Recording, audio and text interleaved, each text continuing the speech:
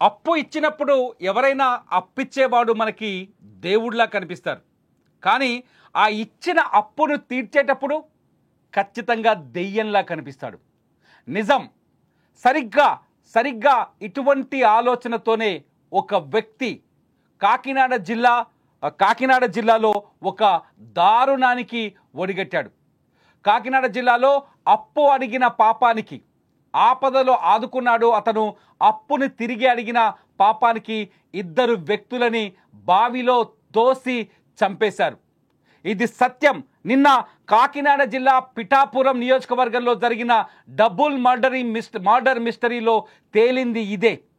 కాకినాడ జిల్లా పిఠాపురం నియోజకవర్గంలో నిన్న ఎవరైతే బావిలో శవాలుగా తేలారో ఆ శవాలుగా తేలిన రంపం శ్రీను, తొరాటే సూరిబాబు, ఈ ఇద్దరి హత్యకు కారణం వాళ్ళు అప్పు ఇవ్వటమే అని తేల్చారు పోలీసులు.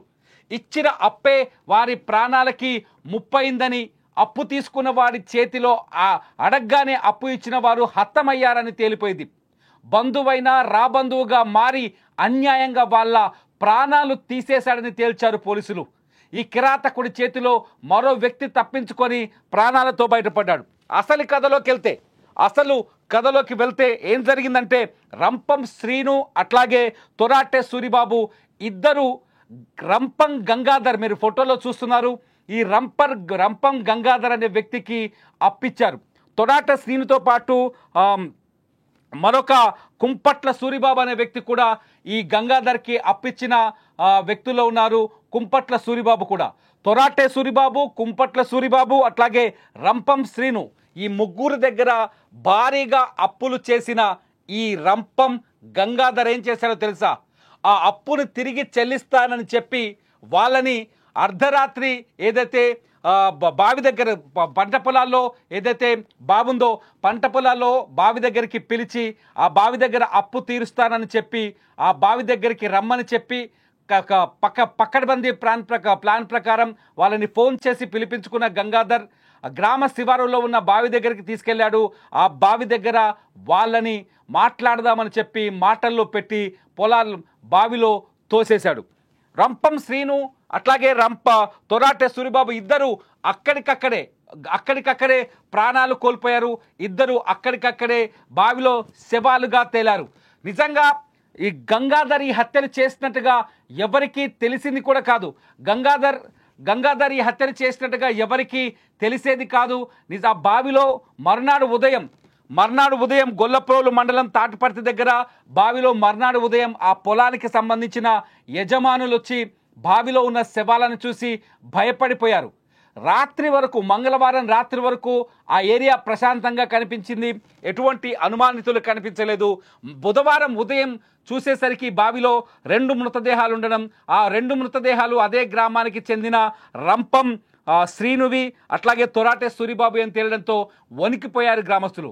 అసలు ఏం జరిగిందా అని ఏకంగా కాకినాడ జిల్లా ఎస్పీ కూడా స్పాట్ విజిట్ చేశాడు. అక్కడ సాక్ష్యాధారాలను సేకరించారు. నిజానికి అది పూర్తిగా పంట పొలాలున్న ప్రాంతం కావడంతో క్లూస్ కూడా చాలా తక్కువగా దొరికాయి. కానీ హంతకుడిని డాగ్ స్క్వాడ్ పట్టించింది. నిజంగా డాగ్ స్క్వాడ్ ఇన్వెస్టిగేషన్లో డాగ్ స్క్వాడ్ కీలకమైన సాక్ష్యాలను సేకరించింది. ఎందుకంటే సీసీ కెమెరాలు కావచ్చు, లేకపోతే సెల్ ఫోన్ సిగ్నల్స్ కావచ్చు, ఎటువంటి ఆధారాలు లేని చోట డాగ్ స్క్వాడ్ కీలకంగా మారుతుంది. మీరు చూడొచ్చు స్క్రీన్లో ఈ మృతదేహాలు దొరికిన ప్రాంతంలో పోలీసులు డాగ్ స్క్వాడ్తో ఇన్వెస్టిగేషన్ చేస్తున్న సీన్. ఈ డాగ్ స్క్వాడ్ నేరుగా ఊర్లోకి తీసుకెళ్ళింది. అట్లాగే హంతకుడి పరిసరాలను చూపించింది. హంతకుడు తిరిగిన పరిసరాలను చూపించింది. ఎప్పుడైతే డాగ్ స్క్వాడ్ కొన్ని కీలకమైన సాక్ష్యాలని పట్టుకుందో, హంతకుడైన గంగాధర్కి సంబంధించిన కీలకమైన సాక్ష్యాలను సూచించిందో, అప్పుడే ఇంకొక వ్యక్తి కుంపట్ల సూరిబాబు పోలీసుల ముందుకు వచ్చాడు. ఎందుకంటే సేమ్ సీన్ అదే రోజు మంగళవారం రోజు రాత్రి 11 గంటలకు కుంపట్ల సూరిబాబు కూడా ఎదురైంది. ఎంత ముదురంటే ఈ గంగాధర్, ఒక్కసారి ఆలోచించండి. చాలా తెలివిగా రాత్రి 9:30 ప్రాంతంలో ఏదైతే తాటిపర్తి గ్రామంలో ఉన్న ఈ వ్యవసాయ పొలాల్లో ఏం చేశాడు, అప్పు తీరుస్తానని చెప్పేసి పాత ఫ్రెండ్షిప్ని అడ్డంగా పెట్టుకున్నాడు. వాళ్ళకి బంధువు కూడా, రంపం శ్రీనుకు బంధువు, అట్లాగే తొరాటే సూరిబాబు కూడా బంధువు. వీళ్ళంతా బంధువులే. రంపం శ్రీను, తొరాటే సూరిబాబు, అట్లాగే కుంపట్ల సూరిబాబు, వీళ్ళంతా దాదాపు బంధువులే. సో వీళ్ళ దగ్గరనే అప్పు తీసుకున్నాడు. రాత్రి ఆ రోజు మంగళవారం రోజు రాత్రి డబ్బులు నేను తిరిగి చెల్లిస్తాను, రా పలానా ప్లేస్కి రా, పలానా మన ఊరి చివరిలో ఉన్న ఆ రింగుబావి దగ్గరికి వచ్చేస్తే నేను నాకు పైసలు ఇస్తా అని కొంతసేపు మాట్లాడుకొని వెళ్ళిపోదామని మంగళవారం రాత్రి 8 గంటలకి వాళ్ళకి ఫోన్ చేశాడు. వీళ్ళు హడావుడిగిన, ఎందుకంటే చాలా రోజుల నుంచి ఇతను డబ్బులు తీసుకొని తిరిగి చెల్లించట్లేదు, తప్పించుకొని తిరుగుతున్న గంగాధర్ పిలిచి డబ్బులు ఇస్తానని చెప్పడంతో కొంత పాజిటివ్ ఒపీనియన్తో వెళ్ళాడు. అప్పు తీరుస్తాడు, అప్పు తీరిస్తే ఆ డబ్బులు, వీరిద్దరు నిజానికి చిరు వ్యాపారులు, మొక్కజొన్నకు సంబంధించిన వ్యాపారం చేస్తారు. ఈ చిరు వ్యాపారులు కాబట్టి సాధారణంగా బిజినెస్ డీల్స్ ఉన్నప్పుడు నైట్ కూడా వెళ్తుంటారు. ధైర్యంగానే వెళ్ళారు అక్కడి వరకు.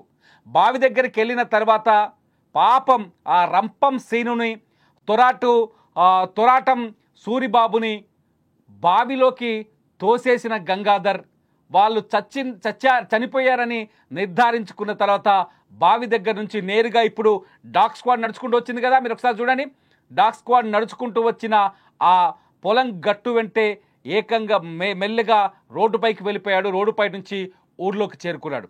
ఊర్లోకి చేరుకొని ఆ రోజు రాత్రి ఖాళీగా ఏం లేదు, ఇంకొక మాస్టర్ ప్లాన్ కూడా వేసుకున్నాడు.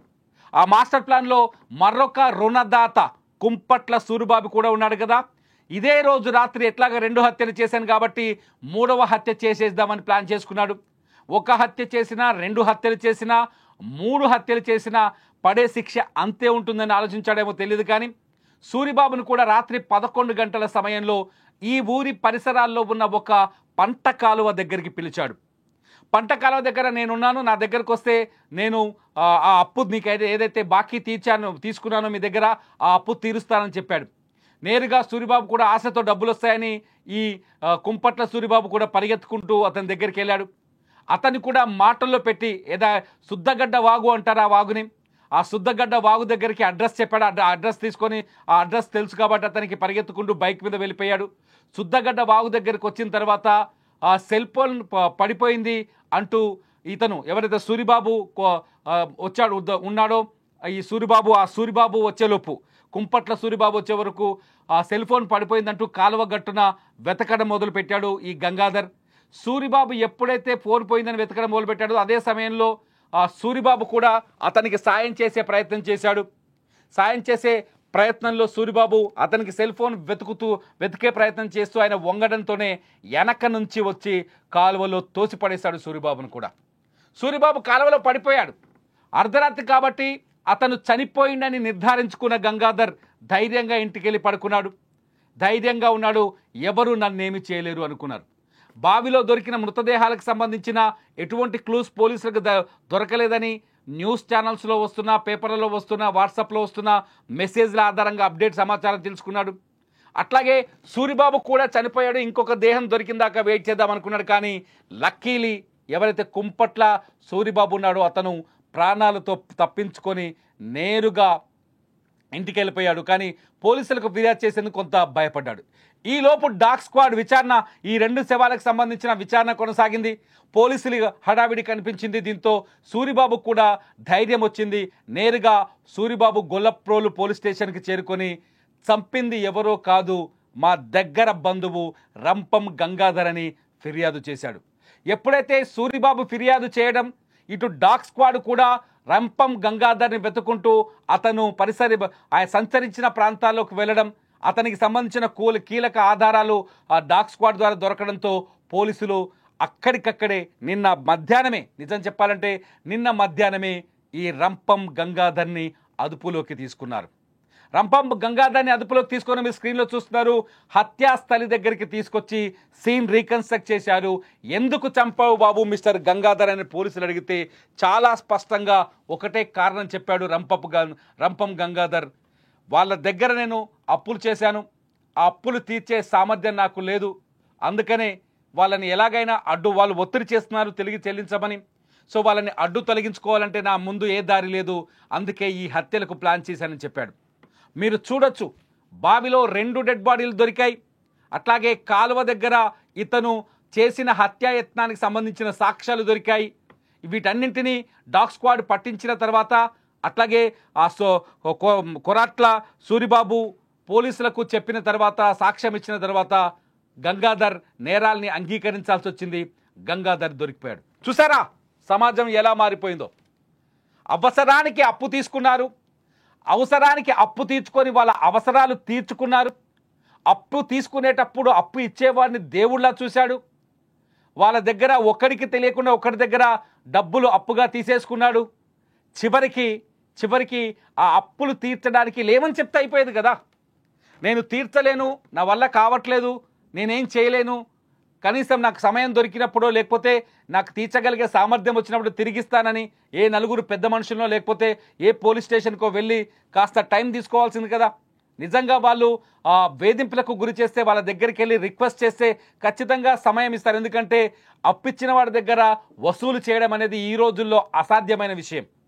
ఎవరికైనా మనం అప్పిస్తే తిరిగి మనకు వాడు ఇస్తాడనే నమ్మకం లేనట్టే లెక్క. ఎందుకంటే చాలామంది అప్పులు తీసుకున్న వాళ్ళు ఎగ్గొడతారు తప్ప తిరిగి చెల్లించరు. ఎందుకంటే అవసరాలను తీర్చుకున్న తర్వాత అప్పు తీసుకున్న వాడి ఆలోచన మారిపోతుంది, అప్పు తీసుకున్న వాడి యాటిట్యూడ్ మారిపోతుంది. సరిగ్గా ఇక్కడ కూడా అదే జరిగింది. అదేదో రిక్వెస్ట్ చేస్తే పోయేది, కానీ అన్యాయంగా వాళ్ళని అడ్డు తొలగించుకోవాలని కేవలం అప్పు తీర్చడం కోసం, డబ్బుల కోసం, పనికి మాలిన డబ్బుల కోసం అన్యాయంగా ఆ ఇద్దరిని చంపేశాడు రంపం గంగాధర్. నిజంగా ఈ కథ తెలుస్తుంటే వణుకు పుడుతుంది. ఎవడైనా బంధువులో లేకపోతే దగ్గర బంధువులో ఎవరికైనా అప్పు ఇవ్వాలన్నా, అప్పు అడిగితే వణుకు పుట్టే పరిస్థితి ఏర్పడింది.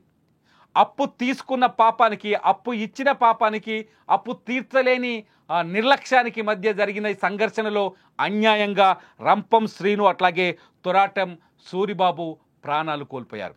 నిజంగా ఇది మొత్తం కాకినాడ జిల్లాలో షేక్ చేస్తుంది వార్త.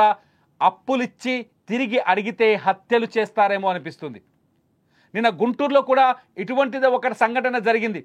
అప్పిచ్చిన వాడిని గట్టిగా నిలదీసినందుకు భయపడిపోయిన భర్త తల్లి కొడుకుని కాస్త బెదిరింపులకు గురి చేయడంతో, ఆయన ఆత్మహత్య పురుగుల మందు తాగడంతో భయపడిపోయిన తల్లి కొడుకు ఇద్దరు బావిలో దూకి ప్రాణాలు కోల్పోయారు. అప్పు తీసుకున్నవాడు హ్యాపీగానే ఉన్నాడు, కానీ అప్పు ఇచ్చిన వాడే ఆందోళనలో పడి ప్రాణాలు కోల్పోయాడు. అప్పు ఇచ్చిన వాడే స్ట్రగుల్లో పడి ప్రాణాలు కోల్పోయాడు. ఇక్కడ అప్పు తీసుకున్నవాడు చాలా ప్రశాంతంగా బతికే ఉన్నాడు, వాడు జైల్లో అయినా బతికే ఉంటాడు. కానీ అప్పిచ్చిన పాపానికి శ్రీను సూరిబాబు ఇప్పుడు ఈ భూమి మీదే లేకుండా పోయారు. వాళ్ళు ఏం పాపం చేశారు? ఇటువంటి వ్యక్తులని ఎలా శిక్షించాలి? అప్పులు తీసుకొని అవసరాలు తీర్చుకొని అప్పిచ్చిన వాడికి కనీసం మర్యాద ఇవ్వకుండా చివరికి వాడి హత్యలకి కారకుడైన ఇటువంటి గంగాధర్ని ఎలా శిక్షించాలి? ఈ వీడియో కింద మీరు కామెంట్ చేయండి. కొంచెం మనీ డిస్ప్యూట్ గురించి మన దగ్గర ఆల్రెడీ సస్పెక్ట్ ఉంది. తర్వాత సెకండ్ పాసిబిలిటీ డ్రౌనింగ్ గురించి. So 2 possibilities we're trying. అది it's not very difficult to detect it. Detect it very fast manner. మన దగ్గర ఒక సస్పెక్ట్ కూడా ఉంది. వీఆర్ ఐడెంటిఫైయింగ్ ఇట్, వెదర్ జరిగిందా లేదా, whether he have done it in not.